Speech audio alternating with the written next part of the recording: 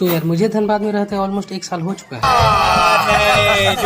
नहीं, अब वो अलग बात है कि मैं आते जाते रहता हूँ। तो मैं जब पिछली बार यहाँ आया था तो बहुत से लोगों ने मुझे ये कहा कि तुम धनबाद में रह के अभी तक राम मंदिर नहीं गए। तो मैं भी गिल्ट करने लगा कि मैंने कुछ गलत तो नहीं कर दिया। लेकिन इस बार मुझे मौका मिल गया क्योंकि आज संडे भी है और भैया भी घर पे है। तो भैया को मना के और ट्रांजिशन वाली फिर से तैयार होकर हम लोग चल देते हैं राम मंदिर की ओर। लेकिन जैसा सोचोगे वैसा होता कहाँ है। हुआ कुछ ऐसा कि हमें लगा कि हमारा टायर ही पंचर हो चुका है, लेकिन यहाँ आने के बाद पता चला कि सिर्फ हवा ही कम है। कुछ भी कहो यार, यहाँ का रास्ता जो है बहुत। तो हम लोग 1 घंटे की जर्नी कंटिन्यू करके पहुँच जाते हैं मंदिर। और हाँ, ये है डुगू, मेरे बड़े भैया का लड़का, और यहाँ आने के लिए सबसे ज्यादा एक्साइटेड है। चलिए मैं आपको बहुत अच्छे से मंदिर दिखाता हूँ। और वाकई में मंदिर बहुत ही, और यहाँ इतनी शांति थी कि मुझे तो कुछ बोलने का मन ही नहीं कर रहा था।